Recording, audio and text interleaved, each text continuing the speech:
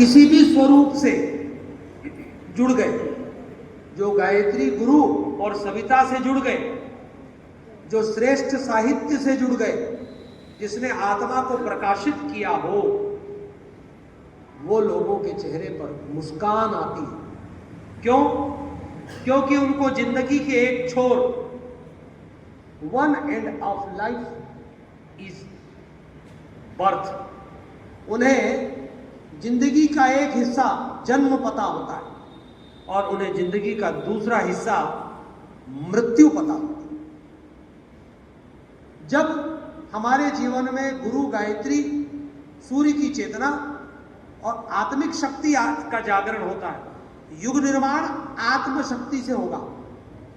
आत्मशक्ति के जागरण से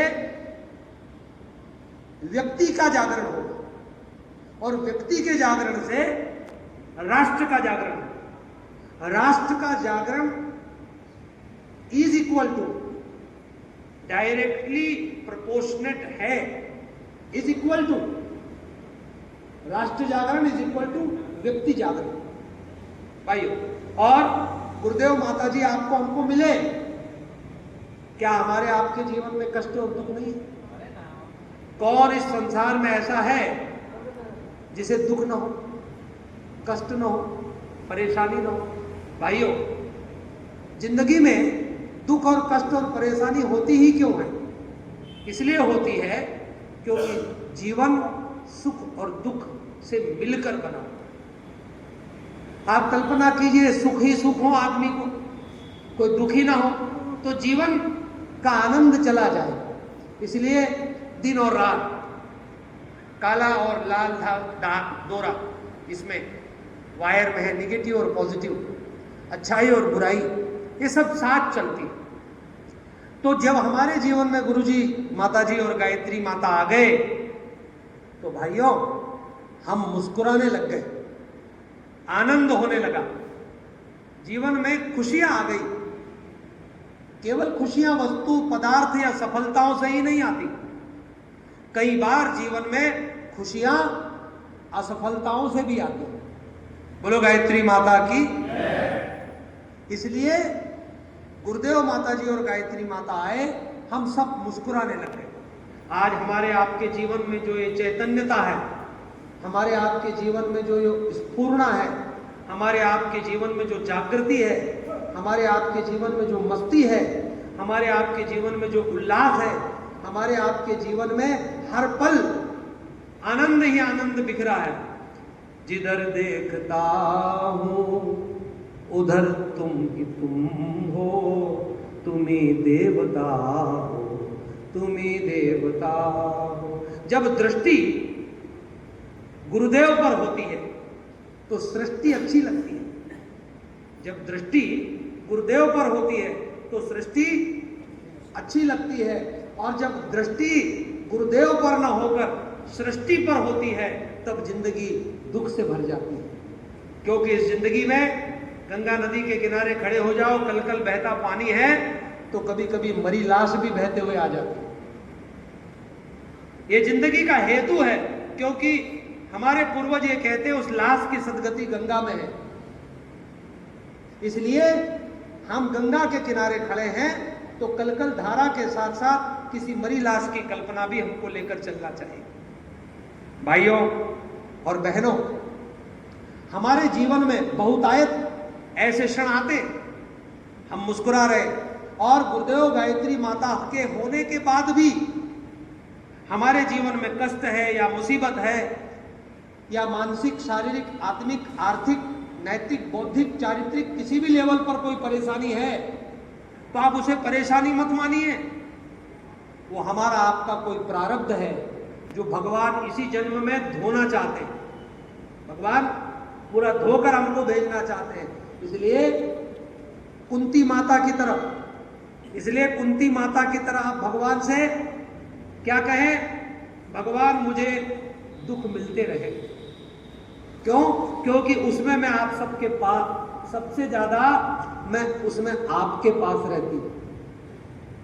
भगवान के पास जीव कब रहता है? जब उसको दुख या कष्ट, इसका मतलब ये नहीं कि सबको दुख या कष्ट आए, आदमी बहुत कोशिश करता है दुख या कष्ट को हटाने की, उसके बाद भी यदि वो आता है तो उसे ये कहिए, आओ मेरे मित्र दुख, तुम आओ, तुम जिसके पास आए हो उसकी झोली में तुझे देने के लिए भोजन प्रसाद है, तू मेरे पास से भूखा नहीं जाए, है दुख, तू आना ही चाहता है, तू आ जा। ये कौन बोलता है? ये अध्यात्मवादी आदमी, ये गुरु जी का भक्त बोलता है, ये ऋषि बोलता है। और भाइयों, आप और हम ऐसे ही ऋषियों की संतान है। हमारा और आपका लक्ष्य, किसी ने मुझे पूछा कि साहब आप गायत्री परिवार के आदमी हैं तो क्या आप दुनिया को सुधारने वाले लोग हैं? मैंने कहा नहीं, हम दुनिया को सुधारने वाले लोग नहीं हैं। फिर आप कौन है? हमने कहा हम खुद को सुधारते हुए दुनिया को सुधारने वाली बातों को बताने वाले लोग हैं। हमारे हिस्से में क्या है? दुनिया को तुम सुधर जाओ, तुम सुधर जाओ ना, ये नहीं। गुरुजी ने क्या कहा? हम अपने को सुधारते हुए, अपने को बदलते हुए, अपने हिस्से का दिया जलाते हुए, तुम 1,00,000 दीपकों की फोटो यहां लगा लो। कितने दीपकों की? 1,00,000 दीपकों की फोटो लगा लो, उससे उजाला नहीं हो सकता। और उनमें से किसी भी फोटो से किसी और जगह आप उजाला नहीं कर सकते। लेकिन एक दीपक यदि जला दिया तो आप उससे जंगल को आग भी लगा सकते हो, चूल्हे में डालकर उससे दिया भोजन भी पका सकते हो, और अंधेरे के बीच उसको रखकर आप अंधेरे को चुनौती भी दे सकते हो और अंधेरा मिट सकता है। एक टिमटिमाता सा दीपक, फड़फड़ाता सा दीपक पूरी दुनिया के अंधेरे को चुनौती देता है। जब दीपक जलता है तो पूरी सृष्टि के अंधेरे को चुनौती देता है। और किसी प्रोफेसर से बच्चे की बात हो रही थी तो बच्चों से प्रोफेसर ने कहा कि अंधेरा क्या है? बोले साहब अंधेरा होता ही नहीं है। बोले क्या बात करते हो? बोले हाँ। बोले जहां उजाला नहीं है सिर्फ वहां अंधेरा होता है, बाकी सृष्टि में अंधेरे का कहीं भी अस्तित्व नहीं।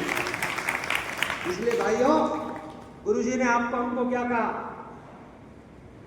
गुरुजी ने आपको हमको ये कहा कि तू अपने हिस्से का दिया जला, दुनिया में लोगों को प्यार दे, उत्साह दे, हिम्मत दे, हौसला दे, धैर्य दे, जीने की आशा दे। आदमी गंगा जी के किनारे छलांग लगाना चाहता है, आदमी गंगा जी के किनारे छलांग लगाना चाहता है, वो मरना चाहता है, पर वो भूल जाता है कि जिंदगी में 100 चाबियां लगाकर भी यदि ताला नहीं खुला तो वो ताला ही नहीं, वो दरवाजा भी हट सकता है। आप ताले में अटके हो, परमात्मा तो दरवाजा ही उखाड़ कर फेंकने वाला है। आदमी इस बात को भाइयों भूल जाता है। इसलिए चमत्कार उनके जीवन में घटित होते हैं जो परमात्मा की इस अनंतता में विश्वास करते हैं। और गुरुजी ने आपको हमको युग निर्माणी बनाया, उसके 2 ही हेतु है। हम आपको प्रवचन नहीं दे रहे, हम अपने अपनों से अपनी बात कर रहे हैं, हम आपस में चिंतन कर रहे हैं। गुरुदेव की जो थाती है, गुरुदेव की जो पाती है, वो आप तक पहुंचाने वाले हम विनम्र पोस्टमैन हैं, हम डाकिए हैं, हम चिट्ठी लाए हैं। हमारा अपना इसमें कोई रोल नहीं है। आप हमें मत देखिए, आप उस चिट्ठी को, उस संदेश को देखिए कि क्या संदेश आया। तो भाइयों, गुरुजी ने आपको हमको जो जिम्मेदारी सौंपी है वो यही सौंपी है, हम अपने को बदलते हुए समाज को बदलने वाली बातें पहुंचाएंगे। दूसरी बात, इस संसार में आज जितना धन है उतना धन कभी नहीं रहा। क्यों साहब? आज जितना धन है दुनिया में है, इतना धन क्यों बाबूजी? पहले लखपति किसी का, हमारे आदरणीय चौधरी साहब बैठे 10 कॉलेज के मालिक हैं और 83 में गुरुदेव से जुड़ गए थे। बाबूजी से मैं पूछूं, पहले किसी एक गांव में एक आधा लखपति होता था? क्यों साहब? एक आधा लखपति, 1-2 लखपति। लखपति होना बहुत बड़ी बात है। और आज हर आदमी लखपति है। क्यों साहब? जो आदमी दिहाड़ी करता है वो भी साल भर में 1 लाख रुपया कमाता है और आज मालिक से मजदूर ज्यादा कीमती हो गया है। हमारे वहां नर्मदा नदी के किनारे सोयाबीन और कपास को चुनने के लिए मजदूर नहीं मिलता है।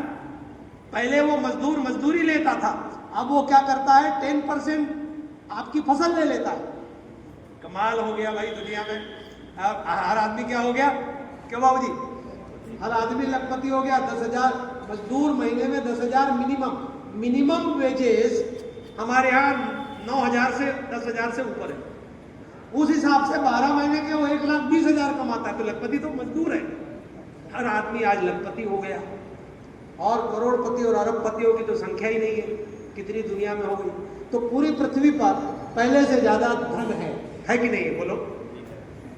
पूरी पृथ्वी पर पहले से ज्यादा आज शक्ति है। क्या है? शक्ति। कैसे शक्ति? चाहे वो आप पंप की शक्ति ले लो, जनरेटर की शक्ति ले लो, चाहे आप अपनी गाड़ी की शक्ति ले लो, ट्रैक्टर की शक्ति ले लो। शक्ति माने पावर। हाथ, उस पर घोड़ा बैठा है। शक्ति को जो है विज्ञान में हार्स पावर से नापते हैं। कितने एचपी की मोटर है आपकी? Horse power. बड़ा सोचो ना, कितने, वो आपका टुल्लू पंप आधे हार्स पावर का है। घोड़े को हमारे वैज्ञानिकों ने आदमी से ज्यादा प्रेफरेंस दिया है। माफ करना, ये नहीं कहा कि तुम्हारी मोटर 5 आदमी पावर की है क्या कहा? 5 हार्स पावर की मोटर है। It means what? हार्स वफादार होता है। घोड़ा रेयरली बैठता है जमीन पे, घोड़ा। और घोड़े के बारे में ऐसी और बहुत सारी बातें, वो सोता नहीं, जमीन पे बैठता नहीं। और महाराणा प्रताप के घोड़े की समाधि बनी हुई है। कहां? उदयपुर में।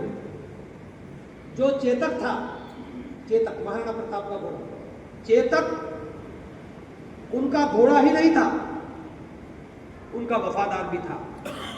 मुगलों से वो घिरे, बीच में खाई थी, घोड़ा अपाहिज था, लेकिन वो घोड़ा महाराणा प्रताप को लेके टूटे पांव के बावजूद छलांग लगाया। और न केवल छलांग लगाया, महाराणा प्रताप को खाई पार भी करवाया और उधर जाकर उस घोड़े ने दम तोड़ा।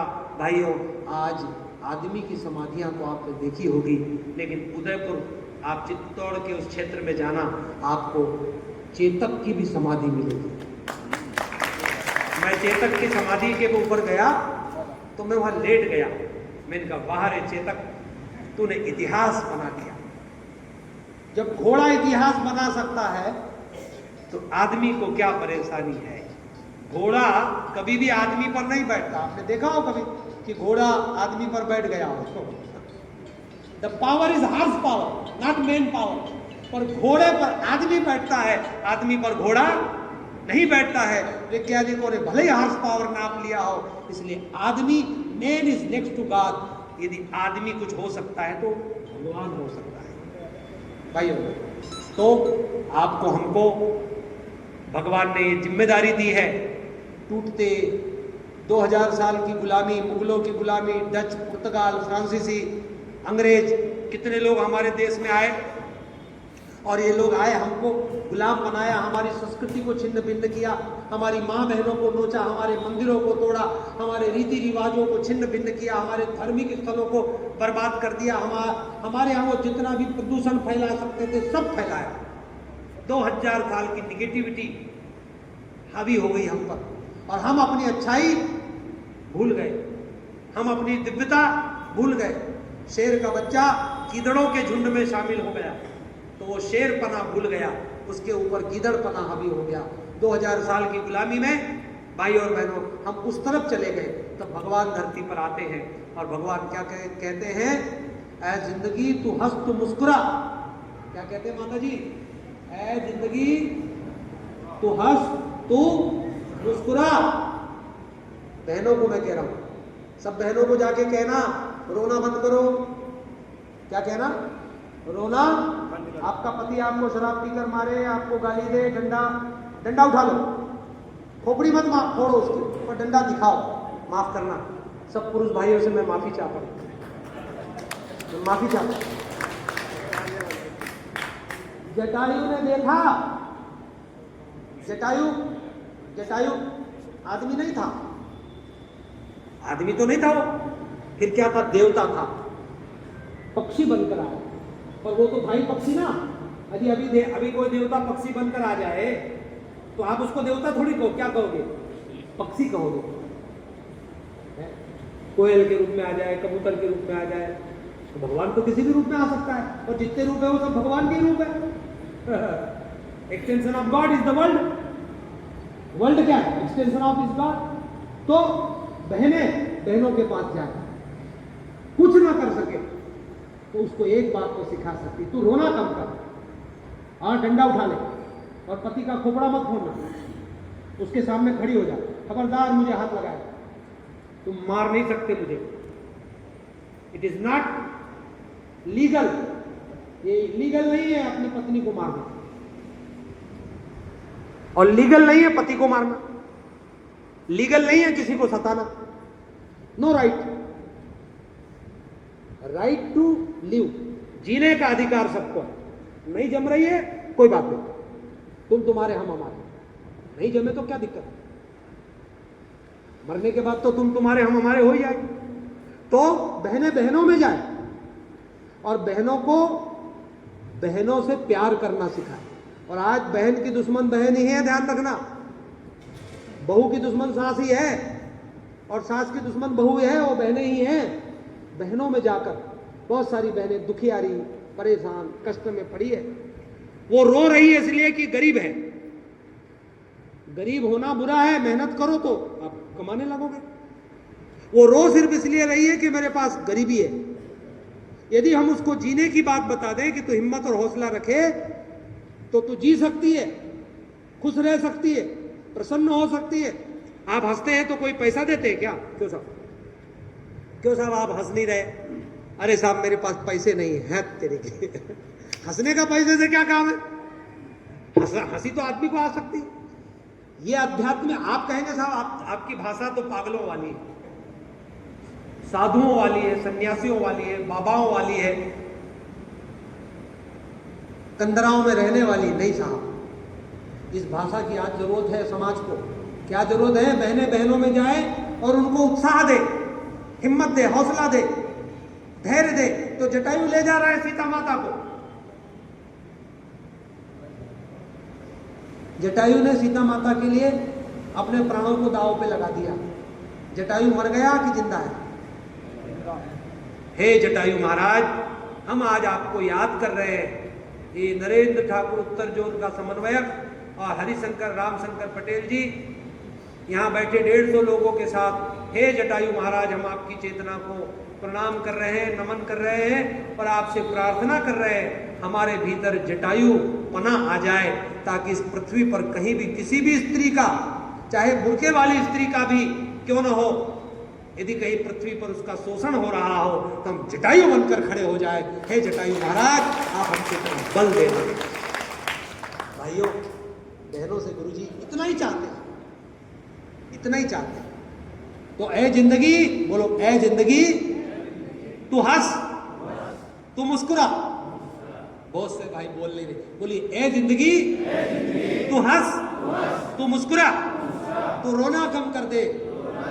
जिंदा है तू, जिंदगी की नाक में दम कर दे, जिंदगी की नाक में दम कर दो। कहते ना ये बच्चों ने तो नाक में दम कर दिया है, मतलब परेशान कर दिया है। तो आप जिंदगी की नाक में दम कर दो। भाइयों हम जिंदगी की नाक में दम कर दें। हमारे पूर्वज महाराणा प्रताप थे, हमारे पूर्वज राणा सांगा थे, हमारे आपके सबके पूर्वज शिवाजी, भगत सिंह, चंद्रशेखर आजाद थे। हमारे पूर्वज योद्धा, तपस्वी, यति, ऋषि और महापुरुष थे। हमारे योद्धा देवता और महामानव थे। हमारे पूर्वज वो थे जिनके कारण ये सृष्टि है। भाइयों हम उस गौरव गरिमा को पृथ्वी पर पहुंचाए। गायत्री परिवार का यही लक्ष्य है। ये दीप यज्ञ और यज्ञ के माध्यम से हम लोगों को यही बताना चाह रहे हैं, हमारे गुरुजी यही बताना चाह रहे हैं कि तुम्हारे पास खूब पैसा हो तो भी और तुम गरीब हो तो भी अपने जीवन को खुशहाली से जियो।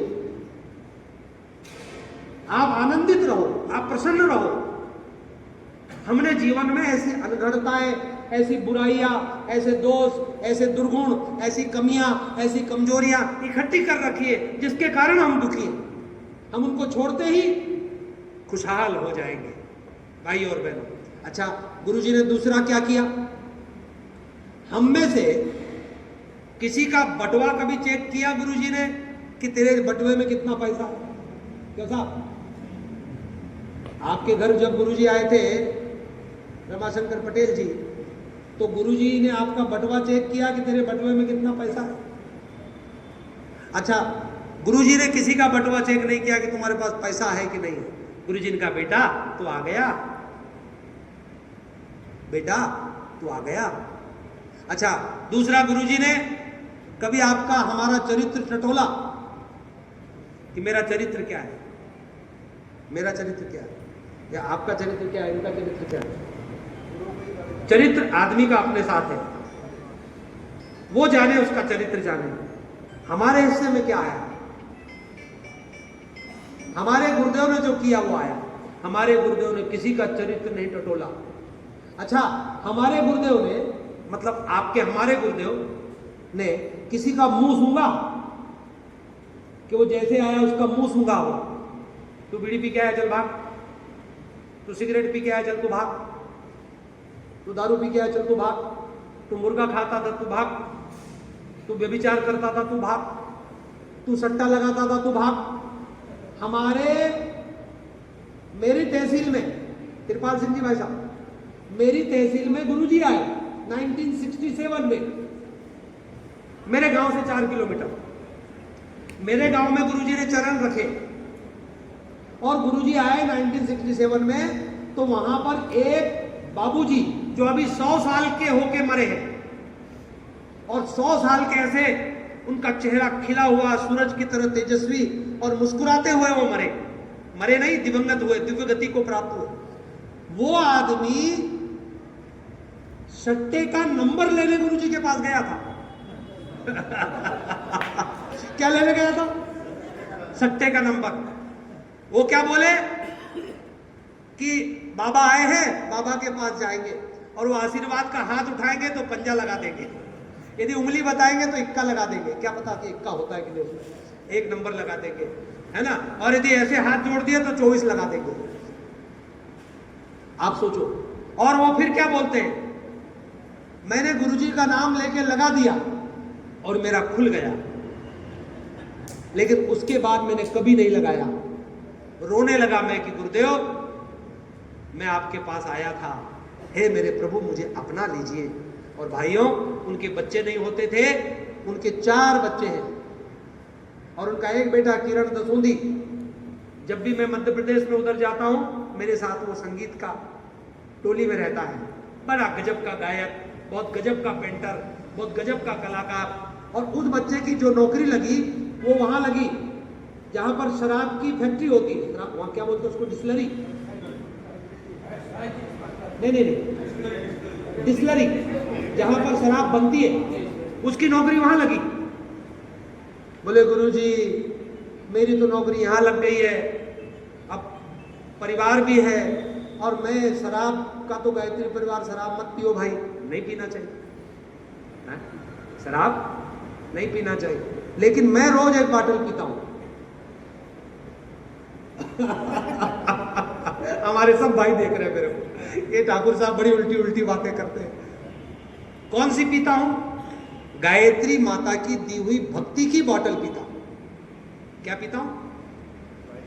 दारू पीने से आदमी गिरता है, और भक्ति की बोतल जब पीता है, उसको थोड़ा समझाने का मेरा तरीका ऐसा है, जब आदमी भक्ति पीता है तो आदमी उठता है, गिरता नहीं है। फिर उसकी बातों में नयापन, तेजी, रस और आनंद बरसता है। कब? ये जितने लोग बैठे आप सब भी पीते हैं। क्या? भक्ति को पीते हैं। गुरुदेव की भक्ति को आपने हमने पिया, तो गुरुदेव ने, भाई और बहनों, वो बच्चा गुरुजी से रोज प्रार्थना करता। आपको पता है वो फैक्ट्री ही बंद हो गई, वो नौकरी छोड़ नहीं पाया, फैक्ट्री बंद हो गई। फिर अब वो क्या करे, तो उसको गुरुदेव ने हुनर दिया, वो एक जोरदार कलाकार बना, पेंटर, बहुत बढ़िया बढ़िया पेंटिंग, बहुत बढ़िया बढ़िया स्लोगन LIC से लेके जाने किन किन के वो डिजाइनिंग करता था। और अब फिर डिजिटल मीडिया आ गया तो वो डिजिटली ये पोस्टर फ्लेक्स और ये काम, छोटी सी स्कूल उसने खोल ली और गायत्री परिवार का दिन रात काम। हम आपको क्या कह रहे हैं कि भगवान के भरोसे जो रहता है वो डूब नहीं सकता है। भगवान के भरोसे जो रहता है वो डूब नहीं सकता है। इसलिए आज पूरी पृथ्वी पर भगवान के भरोसे को देने की जरूरत है। अमीर आदमी है तो वो अंदर से महसूस करते हैं अब हम क्या करें, शांति नहीं, हमारे पास सब है पर शांति नहीं, तो उनको अध्यात्म की जरूरत है ताकि वो अपनी शक्तियों को समाज में लगाकर बांटने का आनंद ले सके। गरीब आदमी है वो कहता मुझे शांति नहीं है क्योंकि उसके पास साधन नहीं है। यदि उसको हम भगवान दे देंगे, गायत्री दे देंगे, गुरु दे देंगे तो उसकी पात्रता बढ़ जाएगी और पात्रता का जब विकास हो जाएगा तो लोग उसकी मदद करेंगे और उसकी कमियां पूरी हो जाएंगी, वो उसकी इच्छा उधर पूरी हो जाएगी, इनकी इच्छा इधर पूरी हो जाएगी। इसलिए राजा को भी अध्यात्म और गुरु की जरूरत है और रंग को भी अध्यात्म और गुरु की जरूरत है। तो गुरु जी ने किसी का मुंह नहीं सूंघा कि तू दारू पीता था या नहीं पीता था। गुरु जी एक ही बात कहते थे, क्या आ गया बेटा। वो मध्य प्रदेश के खरगोन जिले के आदिवासी संत देमनिया जी जो तीर से मछली मारते थे। कैसे? जाल वाल नहीं, जाल वाल तो बड़ा एडवांस है, वो तो तीर से मछली मारते थे। वो जब गुरुजी के पास आए, गुरुजी ने कहा आ गया बेटा तू देमनिया, तेरे गांव में हम आएंगे। ले साहब अब और बड़ी मुसीबत। मछली मारने वाला आदमी वो जैसे आया, गुरुजी उसको कह रहे देमनिया तू आ गया बेटा। गुरुजी ने पूछा तू मछली खाता, मुर्गा खाता, क्या खाता? और आप जितने बैठे, मैं बैठा हूं, पटेल साहब बैठे, क्या हम में दोष दुर्गुण नहीं थे? क्या आज हम में कुछ थोड़े मोड़े दोष दुर्गुण नहीं है?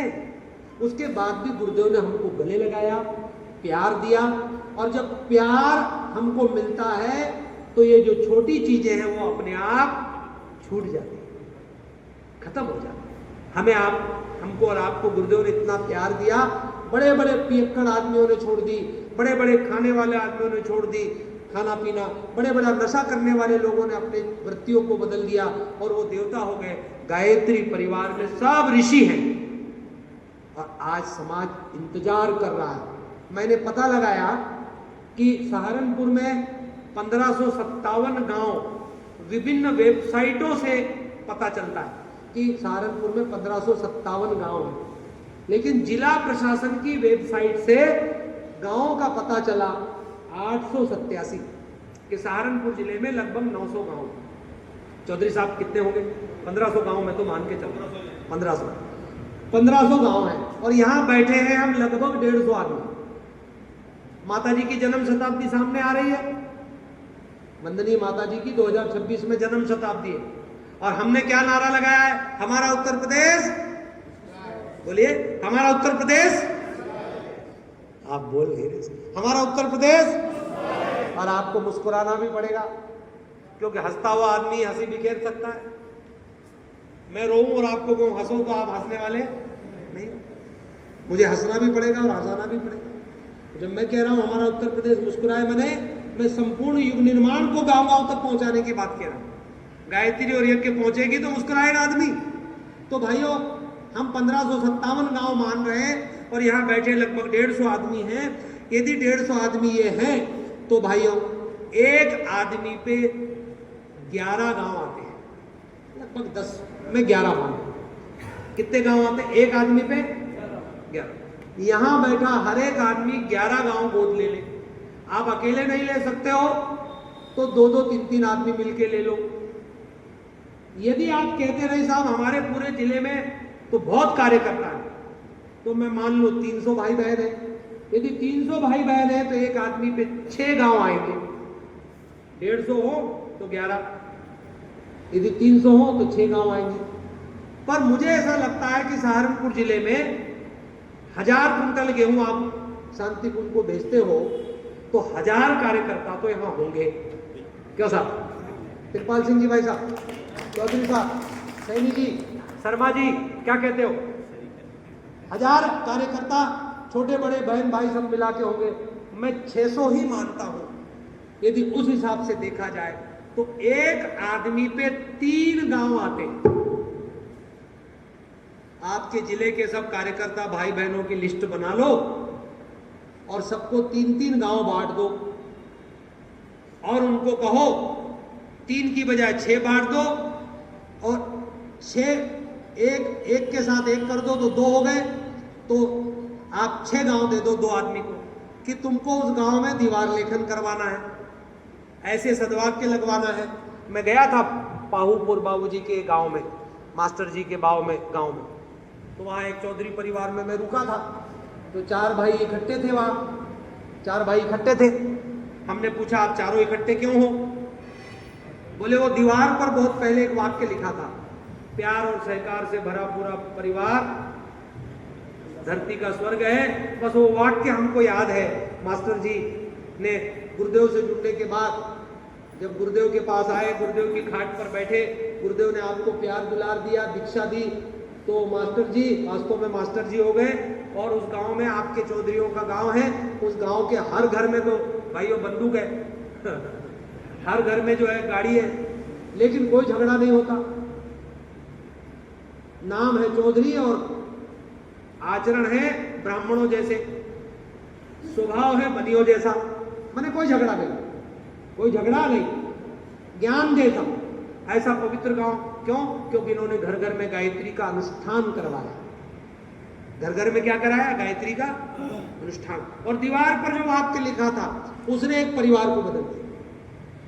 दीवार लेखन करा दो, गांव में दिए जला के लोगों को गुरु गायत्री भगवान से जुड़ने की बात बता दो। वो कहेगा कि साहब मैं तो दारू पीता हूं, मैं दारू पीता हूं तो मैं गायत्री मंत्र कैसे जपूं? तो गुरुजी से एक आदमी ने पूछा कि साहब मैं दारू पीता हूं, मैं गायत्री मंत्र कैसे जपूं? तो गुरुजी ने उसको कहा कि बेटा तू भी जप, तेरे वाली में दम होगा तो मेरे वाली चली जाएगी, और मेरे वाली में दम होगा तो तेरे वाली चली जाएगी। भाई तो बहुत सारे लोगों के जीवन से गुरुजी वाली रह गई और उसके वाली चली गई। पर कुछ कुछ जटिल लोग होते हैं, क्या होते हैं? जटिल, तो उनके ऊपर ये धीरे से असर करेगा। गांव में दीवार लेखन, दीप यज्ञ, और 5 बहनों को महिला मंडल, 5 बहनों का प्रज्ञा मंडल बना लें और उन 6 गांवों को 2 लोग बराबर देखते रहे। 6 गांव 2 आदमी तो 6 महीने में पूरा हो जाएगा, एक गांव भी 1 महीने में जाएगा। कितना सरल है भाई। 2025 के दिसंबर तक सहारनपुर जिले के हर गांव में आपको हमको पहुंचना है।